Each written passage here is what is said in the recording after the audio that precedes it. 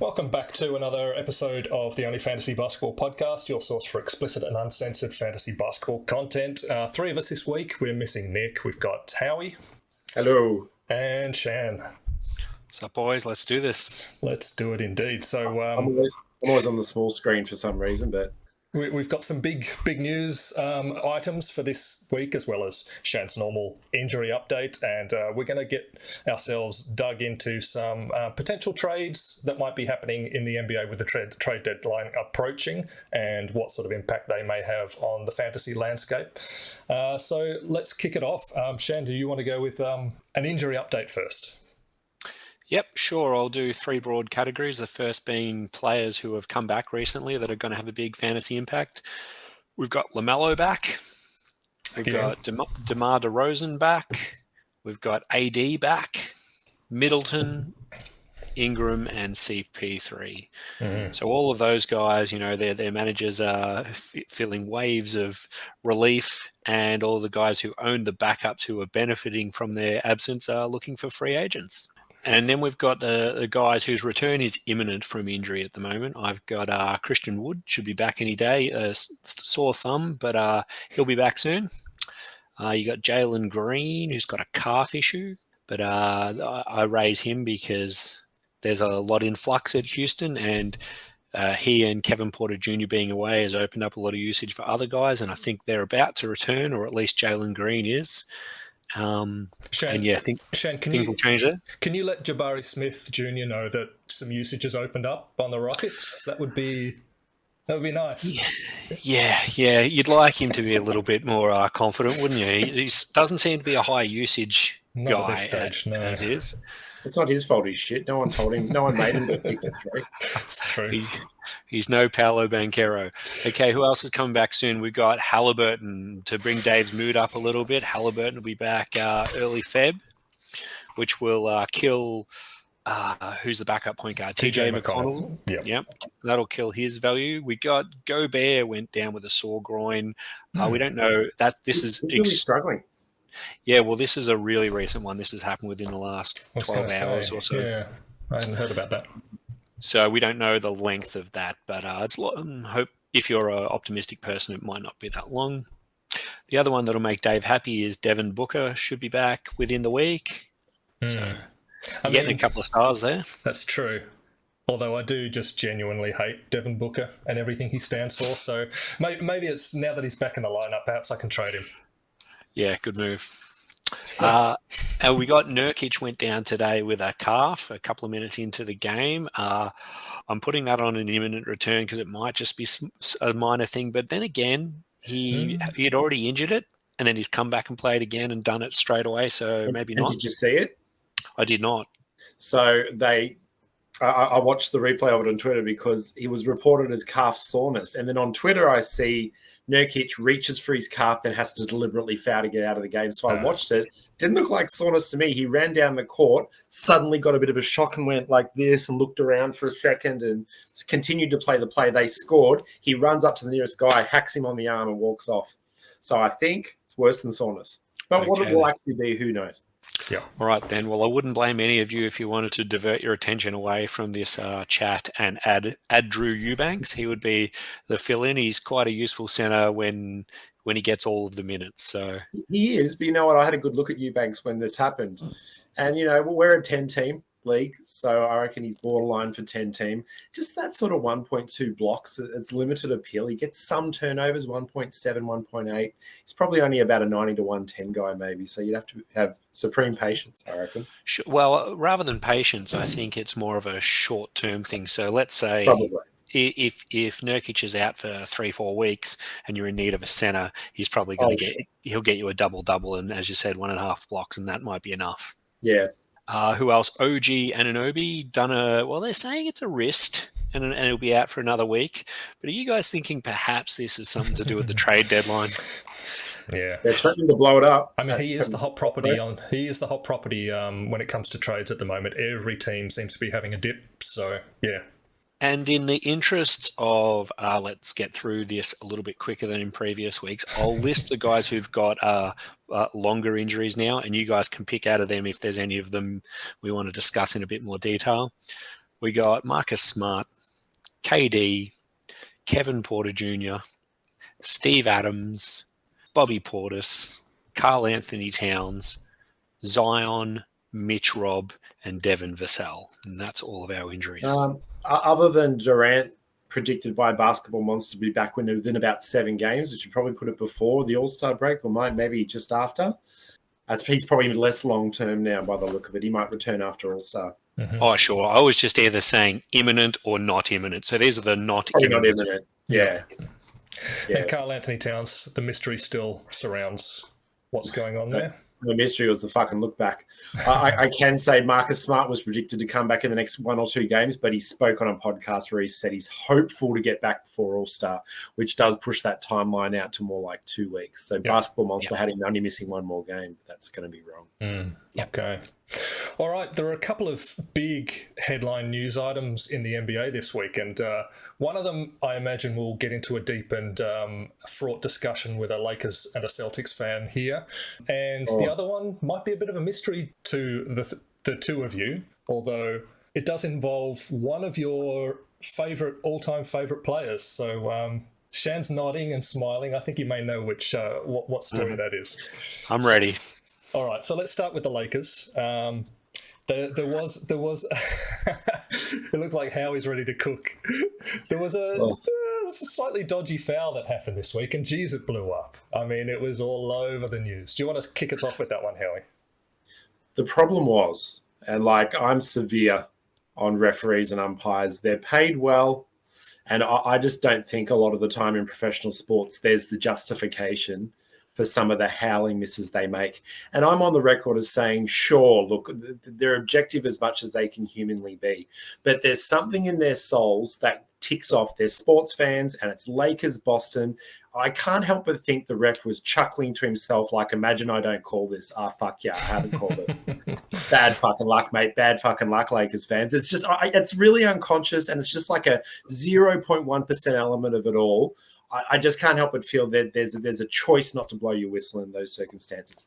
In the minutes before the particular foul, which nobody disagrees was a foul, no Boston fan anywhere, no Laker hater anyway has said that wasn't a foul.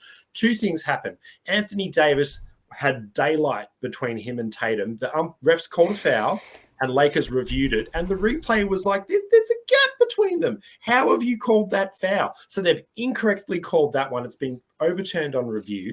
A minute later, Jaylen Brown lays it in. Beverly gets over the top. Looked like a clean block to most people, called a foul again, but then they miss. Extended arm, ref looking at it, hand goes on the arm, drags down. They've missed the most obvious, given the ref's position to the situation. It is the worst call I've ever seen. If he was blindsided, I'd be like, oh, well, fuck, he didn't see it. But it's unlucky. He's fucking looking at it, and he's like, slap across the arm. I've called a fresh airy. This one I'm not calling. Ridiculous. Ridiculous. There's a LeBron rule in the NBA because he's a battering ram. More leniency. You can belt him a little bit. Yep. Oh, it makes me sick because it's really cost us. We would have been 24 and 26. Instead, we go 23, 27. We then sit AD and LeBron for rest, 23, 28. And suddenly we're not looking good again. Man, game of inches. So I get all of that. I think, especially given the context and the situation of your season, I completely understand. A couple of things I wanted to point out, though. I thought I wasn't in love with the way Ham dealt with it after the fact. I think his quote was, "As much as you try not to put it on the officiating, it's becoming increasingly difficult." And I just wonder what he means by "put it on the officiating," because I don't think it's. So some stats. This is a fantasy podcast. I'm coming with some receipts or some stats here. All right, so I'm pushing back on the kind of conspiracy craziness that kind of exploded on Twitter and amongst the Lakers fans in the wake. So the Lakers have had 19 close games this season. They've had, on the last 2-minute report, 34 missed calls or incorrect calls.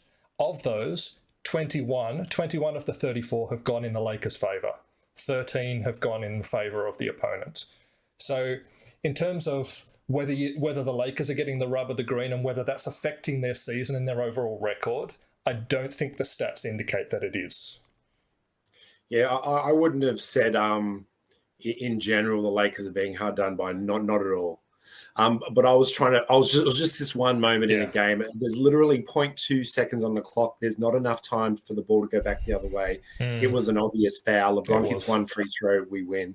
And I was what I said to you guys in the chat afterwards was, I'll move beyond it because I'm an Australian living in Melbourne and NBA is a long way away. I'm not in LA getting angrier every day when I go by to my coffees and stuff. But if this were Collingwood and Matt Stevick, who I reckon hates Collingwood, Ginnivan running into an open goal and someone comes from behind, elbows him in the back of the head as he tries to kick the goal with 0.2 on the clock, and he kicks a point, and Stevick goes, "Oh, I don't fucking know." Yeah. I would demand an investigation into his gambling habits, what he was doing, why this has happened. And this is the thing, just it's the situation. It just was such an influential call.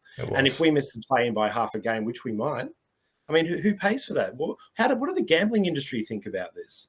It's ridiculous. If he's really unable to make that call, I don't see how Lewis is an NBA ref, to be honest. Did he blink? I mean, what the fuck has happened?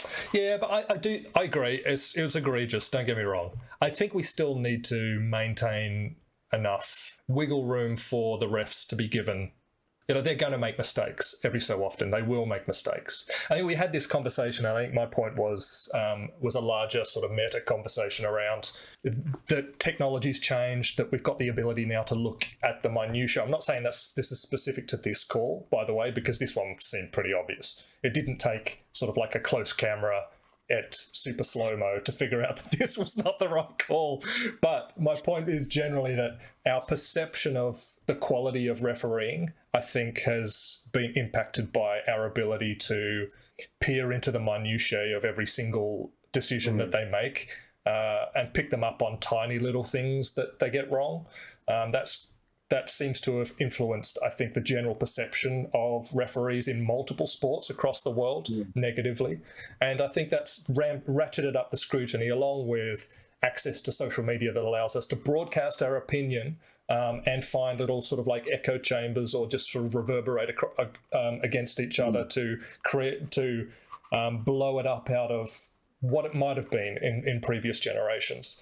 So I think that leads to a situation where the only people that end up sticking with refereeing professions are like narcissists or people that just love having the camera on themselves. We've had this conversation, haven't we? Yeah. And I think if you limit the pool to that extent, you're going to end up with a worse quality referee in the system. So it's kind of like it's a catch-22. It's a damned if you do, damned if you don't. Because I'm not the kind of person that says, "Oh no, you can't criticize the referees. You have to give people the room to criticize the referees." But the very act of criticizing the referees in the way that we do these days with the tools that we have available to us inevitably leads to us having worse referees remaining in the system, I think. I think it's a really astute point. I think I can't argue with the point at all, actually. But my general observation, and I think it's true everything you're saying about replays and social media, my general observation is refs and umpires in all professional sports that I watch, from college football to AFL to NBA basketball, they privilege the specificity of unique reffing calls over just getting the general shit right. And this has been my criticism for a while. If Lillard throws his body forward and flicks the ball in the air, he's made the call for the ref already. He's thrown the ball at the backboard. It's missed the hoop by 4 meters, and he goes, "Oh, I've been fouled, ref, stop the game." It's like that guy in pickup ball that just always bitches and says that's a foul. They call all them when a guy dives his body forward. "Oh, no, I've been fouled." They call all of those. You run through a pack like LeBron sometimes, as someone jumps from one side of the key to the other to leap on him. Oh, no, he's gone straight up. Replay shows he's leapt 4 feet forward. He hasn't gone straight up. How do you miss that? You're calling the really technical fleeting glances.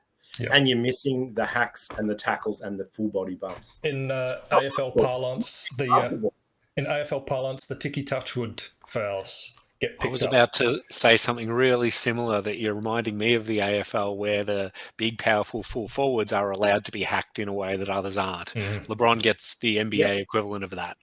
Yeah, Shaq used to get that. Yep. Yeah. All right, let's move on to the next one. Cool.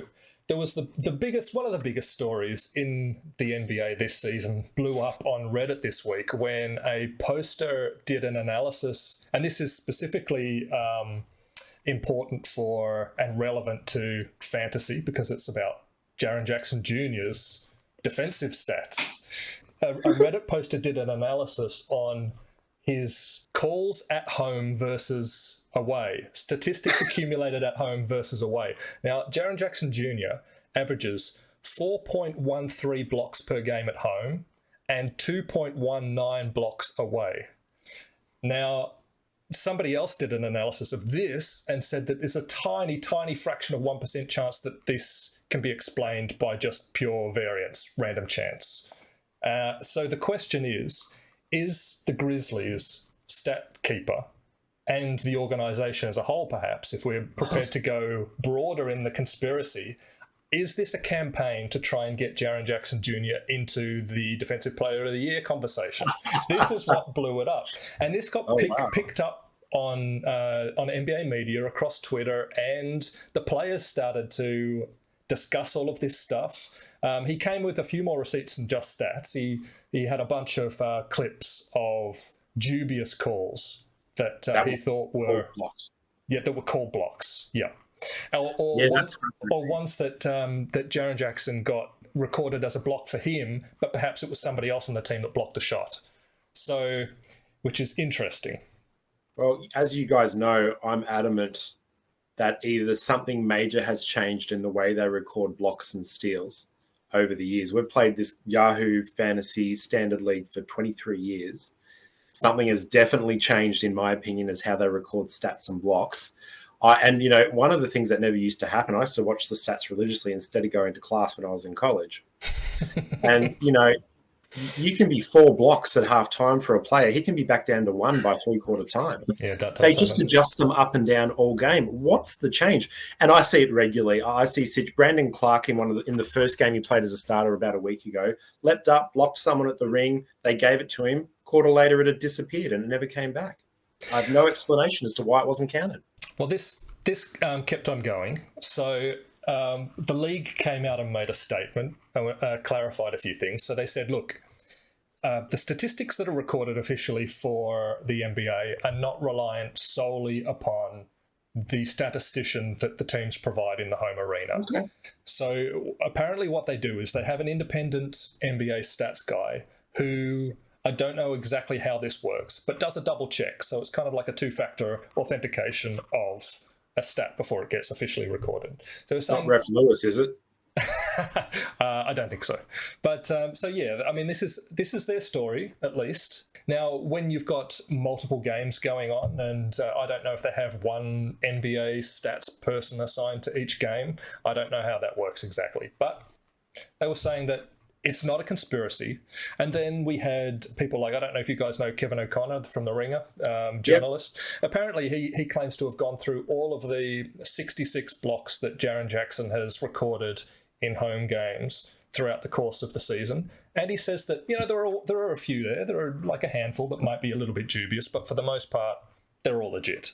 So we perhaps have to start looking at other reasons why there's such a discrepancy between home and away stats. I think that Kevin Connor comments dubious in itself. You know, if your feeling is, oh, look, he's close enough to have been recorded a block, fine. I want to show you a bunch of incidences where dudes have got their hand on the ball and for some reason I can't quite appreciate they haven't been given a block. One of the reasons sometimes is someone gets a fingernail to it as they come up for the drop and someone blocks it at the ring, but it's turned out the guy swiping at the ball fucking 3 meters earlier has got the block somehow. Right. And for me, that's not really what basketball is. Shane, you should say something because Dave and I have dominated this conversation. I'm waiting for my chance to retort because this grips at my very soul.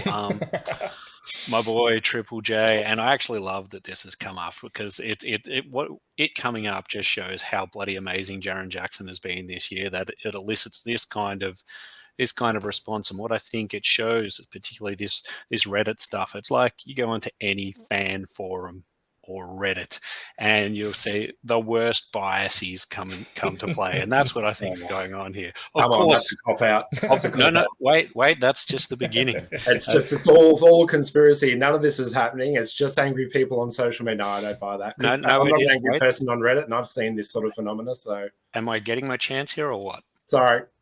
Yeah. So that's what I think it is. And I'll point towards both the analysis Kevin O'Connor and Kirk Goldsberry have done on this. So Kevin O'Connor has reviewed all of these. And he's come, after watching these plays, we're talking about small sample size here. Very hard to derive meaning from this. Only 3 of his 66 home blocks are incorrectly labelled. So that's what Kevin O'Connor came to. Let's make a point, though. Why are any of them mislabeled? Well, why isn't it 66 from 66, given that there's gambling involved in fantasy sports leagues? Did we just admit that it's not accurate? No. Look, Jaren Jackson challenges a lot of shots. So there are a lot where he just misses. So this is just showing that people do make mistakes. And we're trying to quantify the extent of that mistake. And Kevin O'Connor says 3 out of 66, and then Kirk Goldsberry, noted statistician, did a similar thing, and he said of the 66 blocks, at least 60 are clearly blocked by JJJ, 3 to 5 are questionable, and 2 are kind of sus, and then he goes through them. So we're talking about a margin of error here of 2 or 3 out of the blocks he's had this year in a all-time shot blocking season. So that's about 3%. So about 3% off in accuracy, and that's acceptable to us. Well, two or three errors when someone's challenging. It's 3%, 2 or 3%. Yeah, I understand. That's a disaster. That's a fucking catastrophe. I don't know that it is though. Like in a sport like the NBA, when you've got a ton of games going on. I mean, look. What we could do is we could expect that the NBA should hire Kirk Goldsberry to go over every game with a fine-tooth comb and hire a team underneath him to review every single game and make sure that every single stat is 100% correct. And maybe something like this and this blowing up in the media will encourage the NBA to go down that path. But is that our expectation as fans that they don't have a 2 to 3%? The NBA, as you said before, have already indicated that they do review everything. You know, whether you believe what the NBA posts, they certainly have processes in place where they review. And what we're seeing here is this season there've been 2 or 3 blocks attributed to Jaren, which probably shouldn't have. And so we're saying, we're blowing this, I think, into a bigger deal. And the reason why that 2 or 3 I'm saying is not such a big deal is because it's out of 60 to 80-ish blocks that he's made. Think about all the challenges. So that he would have challenged at least that many again, probably more. He's not blocking every time he attempts to block. So we're talking about a larger number of challenges. Hang on a 2 or 3 he's gotten wrong. Hang on a second. Let's do it as a ratio of minutes on the court. We can make it even look better for you, Shane, if we try really hard. This is cherry picking. This is data cherry picking right now. No. No, it's not. 2 or 3. That's not cherry picking. That's the raw number that we're debating. The 2 or 3 is not cherry picking, mate. Trying to make it about it as a process, as a ratio of every time he challenges a shot. That's fucking cherry picking. No, we're trying to pick up on the noise between how many times he's gone up anywhere near it and how many times the scorer's gone. I thought we were trying to pick out the difference between blocks he actually blocked and blocks that he got credited for that he didn't. That was what I was working with. We've changed the ratio to make it look better. That's no good. I can't agree with that. I reckon 3 to 4% error is a disaster for fantasy sports. I mean, it seems as though 3 and 4% error has been accepted amongst the NBA fraternity for a time. And whether or not we're prepared to accept that going forward, I don't know. But I just don't know if there's an objective definition of what constitutes a stat. This is what I have the problem with. I think there's ambiguity because they're not sure about what constitutes a stat in a whole variety of circumstances. As I said to Shannon a few weeks ago, there's scenarios, and I watched this very carefully. I'm sure this is what happened. If someone goes for a layup, someone comes over, looks like they get the block, the ball goes out of bounds, and the ref gives it back to the team that attempted the shot. Yeah. The ruling by the ref, therefore, is it's been blocked. Yeah. The statisticians often give that block, go to the replay, see, he's actually missed that. we're going to overrule the referees and declare this isn't a block, right, even though the team retained the ball. So the refs decided it's a block. So that guy has overruled him. I think that's a really subjective way of collecting stats. I agree. There's some subjectivity in how all the stats are recorded. It's bloody shitful when you're watching a game. You're like, my guy's just stolen the ball twice, and it doesn't count. But what I'm saying is that noise is in all of the stat taking. And I'm saying that noise is what we're seeing in these 2 or 3 blocks out of 60 to 80. Mm-hmm. And at the end of the day, in this particular instance, with this particular story that blew up, those 2 or 3 blocks that may have been incorrectly recorded were not sufficient to account for the discrepancy in the numbers that we're seeing. So if we're saying that the blocks are being recorded correctly, then there's something else going on with Jaren Jackson Jr. And it's just been a strange anomaly that's occurred this season. So sure, but it's not the only time we're seeing that anomaly. Like what we're talking about here is he's blocking a lot more at home than away. Yes, I saw a similar analysis, and they looked at Jokic's points at home or away, and there's a big difference. So if we were to look at all the stats, you'd see this home factor, whatever is causing it, happens. No, I agree with that. And the other thing is maybe he's getting called for more fouls on the road. Possibly. So things that would be blocks at home because he got, there is hometown reffing in America. I think everyone accepts that. And so that's one of the obvious things for me. And 2 of his home games or 3 of his home games are going to be against Denver with the high altitude. Maybe he's got childhood asthma, and they don't play kids with childhood asthma as much in Denver. I mean, there's so many factors. I agree. I don't think it's a huge. Yeah. It's just a funny one that blew up and became such a huge story in a short period of time. In fact, so big a story that Vegas suspended Defensive Player of the Year betting on the back of this story. Well, that's surprising because it's not about Jaren Jackson Jr. It's about the fact that it happens a lot. Yeah. And just as Shan said, and I'm sure blocks 20 years ago weren't people who swatted the ball at someone's hip as they drove to the ring. I'm pretty sure that was never recorded a block in 2001. That's interesting. It is now. For me, I played basketball for 30 years. A block is above the shoulders, mate. Sure. I get you. Because I've got them above the shoulders. I get your point, but it's difficult for me to say because I wasn't this sort of digging into interested in the minutiae of the rules at the time. But it makes sense to me logically that if according to the statistician, somebody has started in their motion to take a shot and that shot is deflected in some way, that stat gets recorded as a block. I mean, that makes sense to me, even if it's sort of below waist height. I can understand what you're saying, Howie, but I don't really care that much about this one. Can I finish this with one final point? There's been 2 games since this all blew up, both of them at Memphis. Have you seen how many blocks Jaren has got in it? He got more than 5 in the first one. He got 5 and then 6.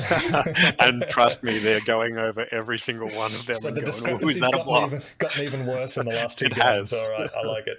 Okay, that's the end of the news segment. Geez, that went for a while.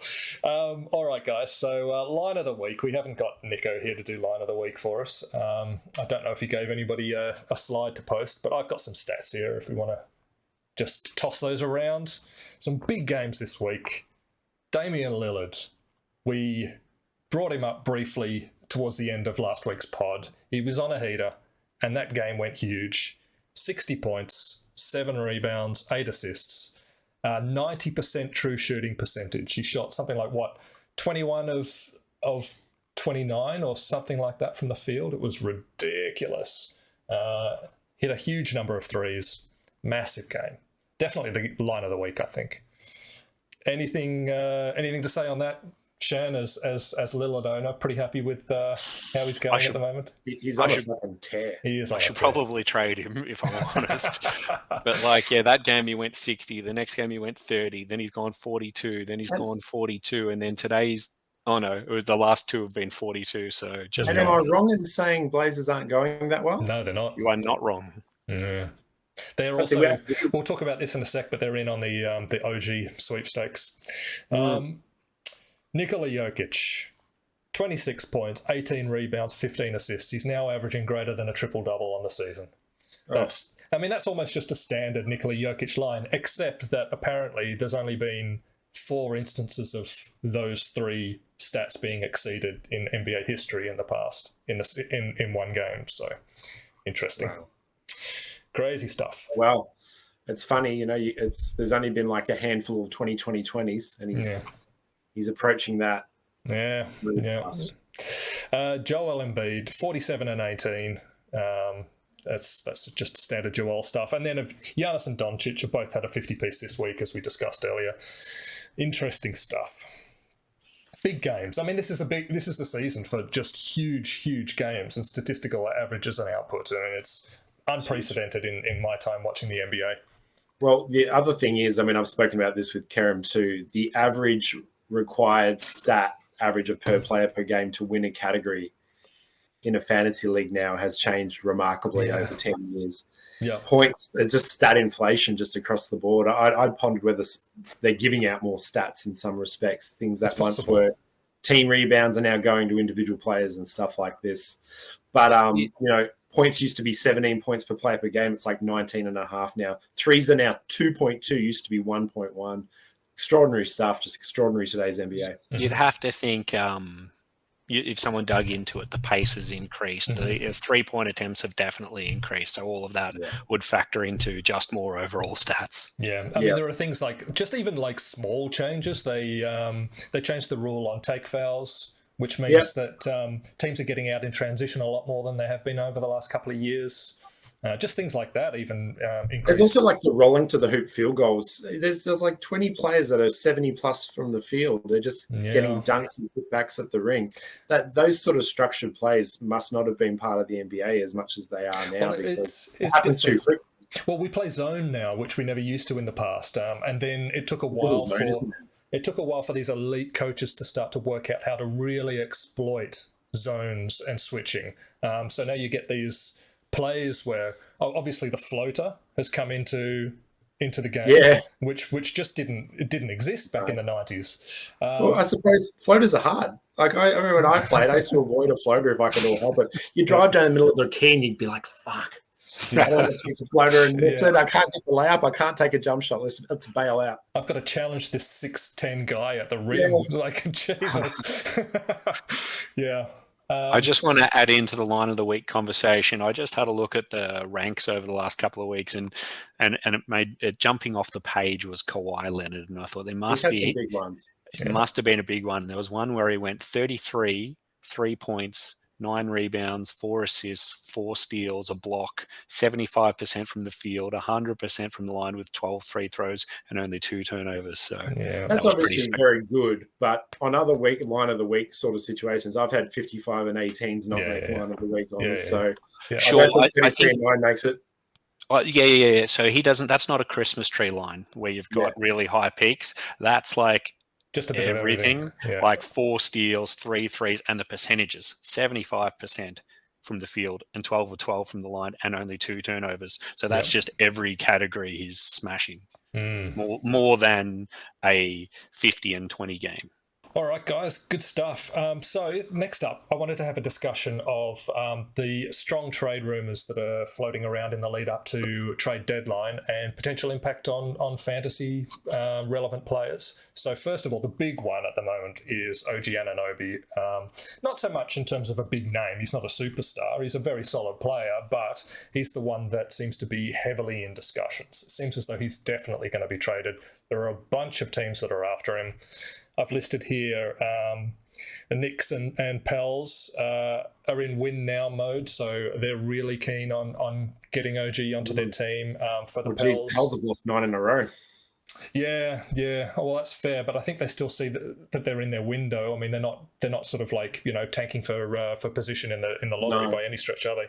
I think they see OG as an upgrade on Herb Jones. So Herb Jones.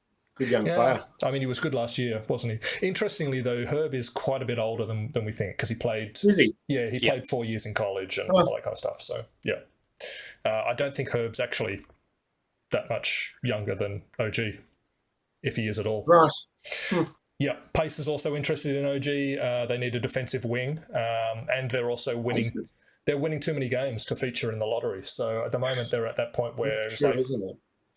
do we just? I mean, they've re-signed Miles Turner. Who do they trade for Anunoby if they go for Anunoby? I mean, they've still got what's his name, 3-point shooter, Hield. Buddy Hield. So potentially. But look, if you're okay, let's start off this conversation. If you're the Raptors, what are you looking to achieve by trading away OG Anunoby? Are you opening up minutes for other players on the wing? Is that what you're looking to do? That's what I would have thought. For Barnes in particular? Yeah. I don't think a trade of our OG would mean they're trying to open up minutes. I think it would signal they're going to get rid of even more. Like, it would signal for me they're giving up on this season, because OG is a hell of a defensive player on the wing, and that's exactly what you need in the playoffs.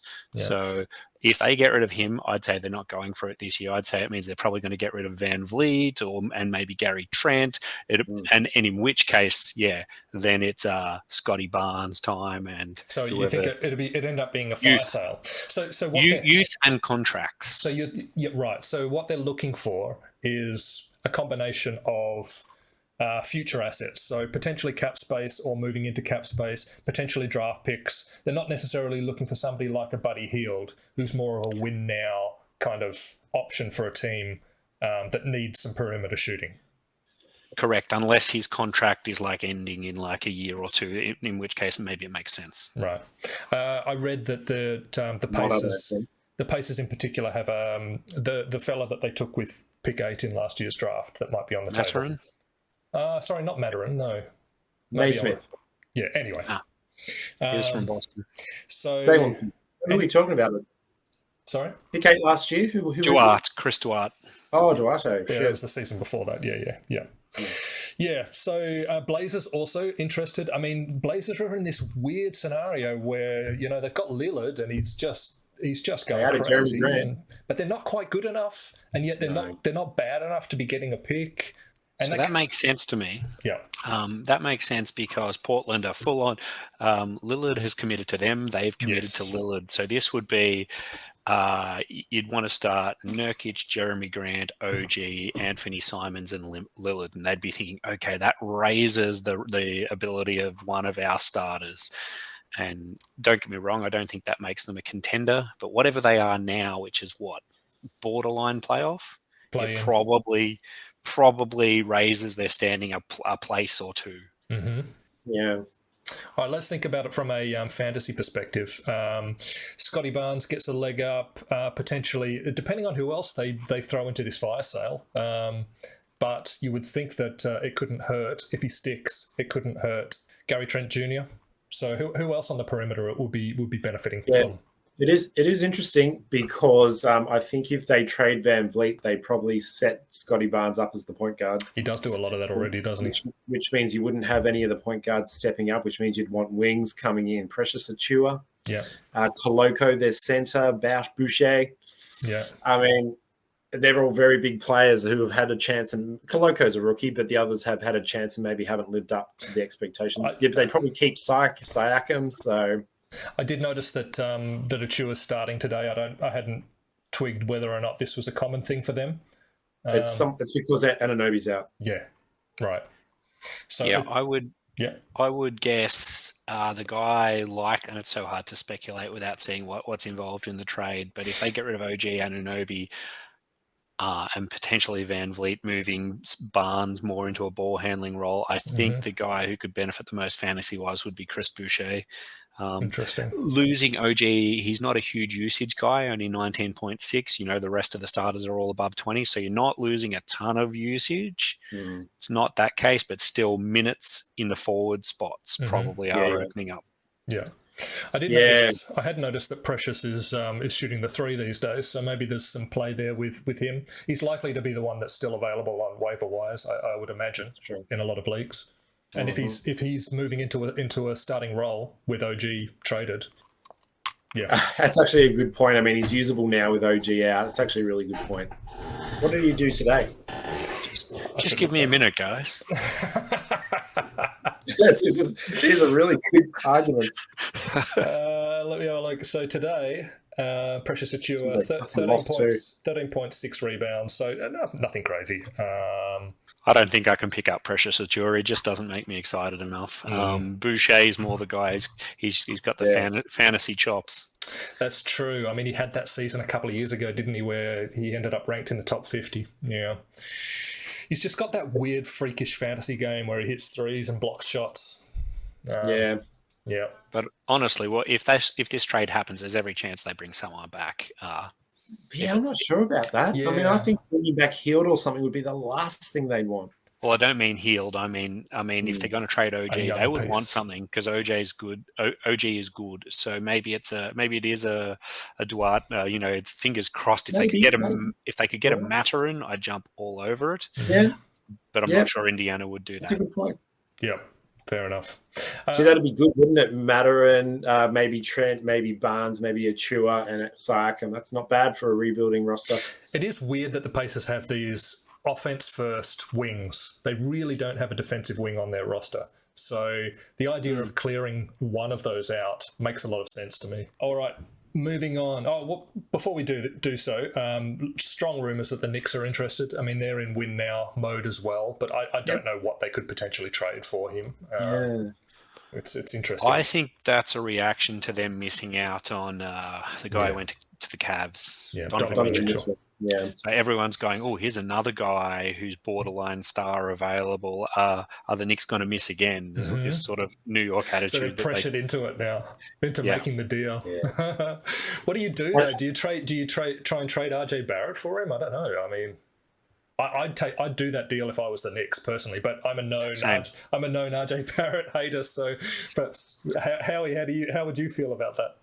I think Barrett's an emerging star. I can't understand the attitude that he's no good. He's had how many 40 spots has he had this year? 5? How many third or fourth season guys had 4 or 5 40-point games and people write him off as a dud? Fuck me. I get it. I've had a longer relationship with RJ Barrett, as you both know. I'm a big Duke fan, and he came through the Duke program. The season that he played for Duke, I thought he was god awful, and I was amazed that he got taken at pick 3. I will say that much. I don't think that would make sense for the Raptors to go for RJ Barrett. I think it'd be more likely if they could get maybe a first-round pick in Quentin Grimes or something like that. Yeah. Just speculating. That'd be good for New York. Yeah. Are we still doing the trade segment? Yeah, absolutely. Do you have more names? I do. Do you want to throw one up? No, I thought when you said moving on, I wasn't sure whether we were moving on from the segment or... Yeah, look, so a few other names to throw up here. Half the Pistons team seems to be on the block. Saddiq Bey is on the block. I understand Bojan Bogdanovic. I completely get that because, look, he was just a throwaway from the Jazz. I'm sure that the Pistons aren't committed to him, developing him for the future. I mean, he's in his 30s now, isn't he? Alec Burks as well. You can completely understand wanting to trade away older guys like that. Cheeked yellow. But Saddiq Bey, interesting name to be throwing up, I think. All right, my initial thinking in regards to that is I thought the same. He's a bit young. He's 23, almost 24. Mm-hmm. What it could be is maybe he's coming towards the end of his first contract and he's wanting more. And with the way they're planning all of their other contracts, it's like we do not want to overpay this guy, and he's not a crucial piece. Yeah, it's the Hachimura factor. They're at D-Day. They're like, has he done enough to warrant a big contract and a long-term stay at the Pistons? Probably not. And you got to consider the Pistons have Ivy, they've got Cunningham, they've got Duran, they've got no desire to win now. They've probably got a top 3 pick coming in the coming year. Good time to cut some shit. Saddiq Bey is weird as well. He's like a 6'5" power forward who shoots less than 40% from the field. Mostly he shoots a lot, Dave. No one gives him. Everyone talks about how badly he shoots. No one gives him credit for how often he shoots. He's 6'7". Come on, guys. I don't know that he is. You got this 5'8" power forward who's dumping shots. In shoes. 6'7" is generous. I don't think he's that tall. But look, he likes chucking up threes. And look, that's a stretch 4. People want the stretch 4 these days. I suppose it's a modern kind of position. I think I think you're absolutely spot on, though. There seem to be a bunch of these, like Bones Highland is another one from Denver. Seems to be guys that are coming towards the end of their rookie scale deal who are likely to demand more than the team that currently holds their rights feel like they'll be willing to offer them, which makes things awkward. Especially, and I just can't help but think Detroit must be thinking they really hope to get Scoot or Wembanyama. Mm-hmm. And it's easier to clear these salaries now than it will be trade time next year when people try to hold them to ransom a bit more. Like, fair. You know what? Mind you, they are asking big prices. As a Lakers fan, I think fuck offering a first round pick for Bojan Bogdanovic. But I don't think we will either. So that's a bit of a pipe dream in my view. You're going to offer a first round pick for a piece that can't play defense. True. I'll just qualify that. I'm a huge Bojan Bogdanovic fan. What I mean by that is he's not the typically. Usually, I'm into much cooler players than Bojan Bogdanovic. But having watched him play, that guy is a hell of a player. And if I was a team approaching the cusp of contention, and I felt my first round pick I was going to offer was very strongly likely to be at the end of the first round, I reckon Bojan could be a hell of a piece come the playoffs. Yeah, interesting. Yeah, that's interesting. Would you want him at Boston, Dave? I don't think we need perimeter shooting that. No, I don't think so. No, that's true. Yeah, that's true. If anything, maybe a Memphis might want him, something like that. Like they're a team who are on the rise. They're all defense, though. Well, that's what I mean. You add Bojan to that, he brings the offense. Well, interestingly, Memphis was another one that has been linked to OG Anunoby. I know we've already spoken about him, but that just seems strange to me. Like they've already got defensive wings coming out their butthole in Memphis. It's like, why would you want to add another one? That just seems weird. Dylan Brooks, Brandon Clark, Xavier Tillman, Conchar end up at Toronto. Well, yes, there's play there for sure. Yeah. There's your wing. Yeah. All of these names, people like if anybody is watching this and interested on adding names onto a list and keeping an eye on them, putting them on a watch list, then absolutely any of these people could blow up with more opportunity for sure. John Collins to the Pacers seems to be hotting up. Apparently they were looking at a 3-way trade with San Antonio, and I didn't see any asset in that proposed trade that really kind of made me think, wow. So what would the deal roughly be? I think what's his name? Keldon Johnson to Atlanta. Yeah, I thought so. Yeah. So apparently the rumor is that that Atlanta up until now had been demanding a lot for John Collins. They'd wanted a first round pick plus a talent, which is more than he's worth, obviously, and which is why nothing had gotten done. And now apparently they've dropped their demands to just a solid player that can fit into their rotation and help them win now. That's what their demand is. And so who gets Collins at Indiana? Pacers. Yep. And they send draft assets to San Antonio. I think it's something like that.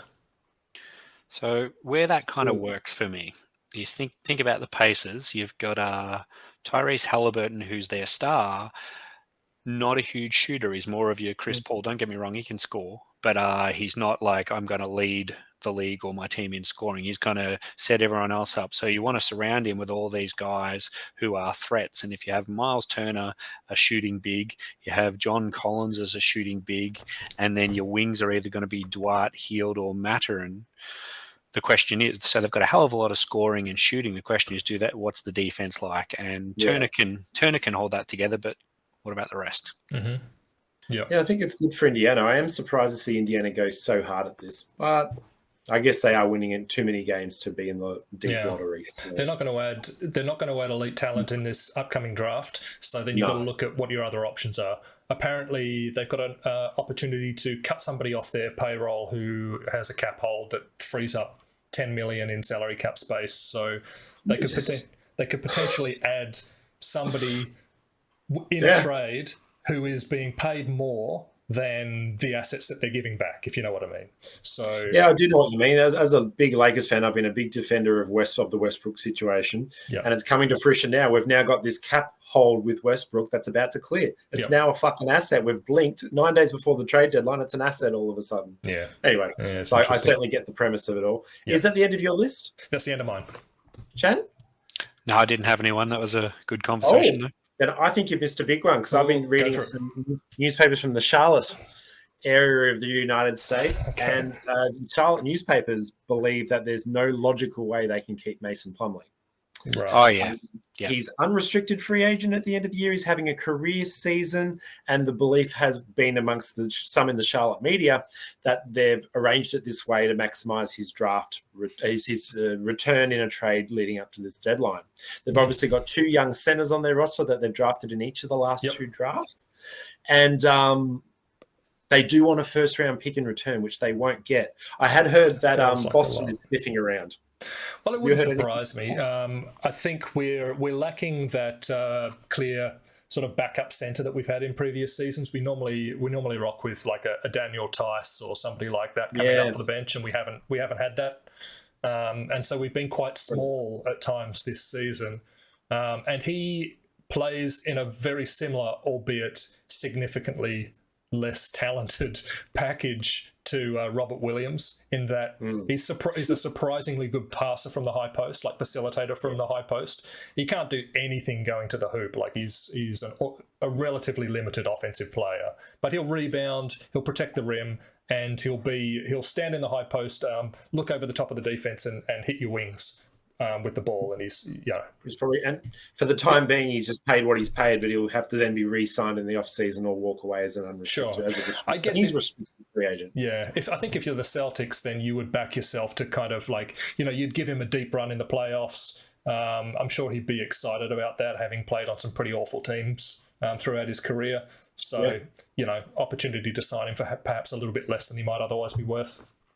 Yeah. The interesting thing for me is what happens in Charlotte if that occurs. And I've got to say, the Charlotte media seem pretty confident that there's no logical reason to keep him at this point. Yeah. So I'm actually quite skeptical. I've picked up Mark Williams in our league, but it was more because I just got shot in the foot by the Memphis coach sitting Brandon Clark, who I was very hot on, and who had ranked 42 in the last week, a week beyond our last podcast where we predicted that he would go quite well as a starter. He fucking did, and now he's not the starter anymore. So I've picked up Mark Williams, but I'm quite skeptical about how it will play out. Wouldn't be surprised to see one of 2 things. Either Richards start and play maybe 22 minutes, Mark Williams 21, 22 as a backup, and then PJ Washington 4 minutes at center or some stupid shit like that. Yeah. I wouldn't be surprised if actually no one really benefits from that trade. I'll give you a couple of thoughts on Mark Williams being another Jukey that I watched quite a lot last year. Yeah, he could be good in 22 minutes, so I'm interested to hear your thoughts. Yeah, I think it's too early for him. I'd give it another season. He is going to be a Clint Capella type once he works his way into the fullness of his game and starts justifying his minutes.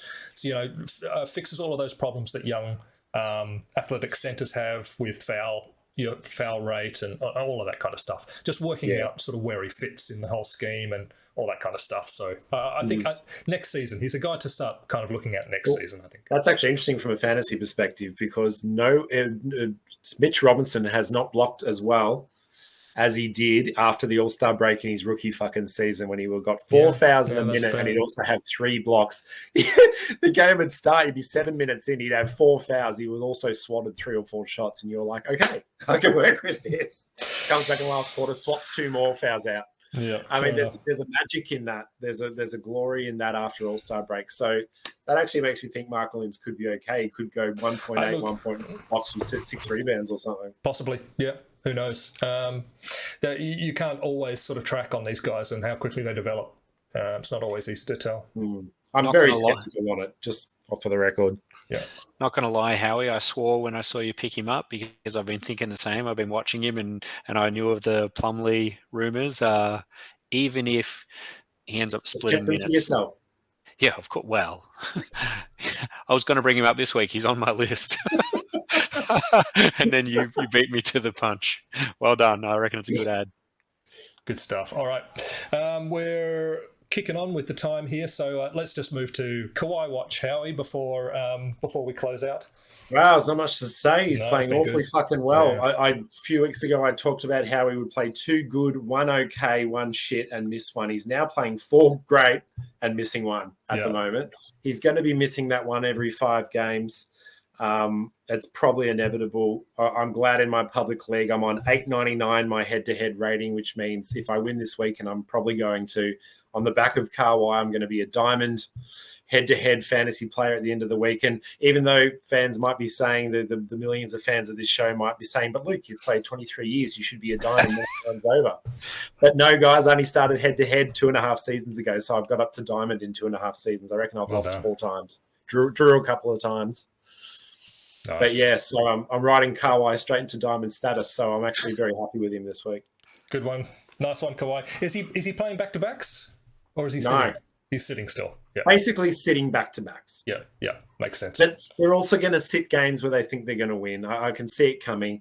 Paul George, Kawhi. Actually, LA's a pain in the ass in general for this sort of shit. Yeah. Davis and LeBron are going to sit games from here and there. George and Kawhi are going to sit games here and there. And I've got to say, neither team is looking in that great a shape. Clippers have picked it up a little bit, but they're still like, 28 and 26, something like that? Mm-hmm. Don't quote me on that. So it's not like they're top 4 in the West. No, not at all.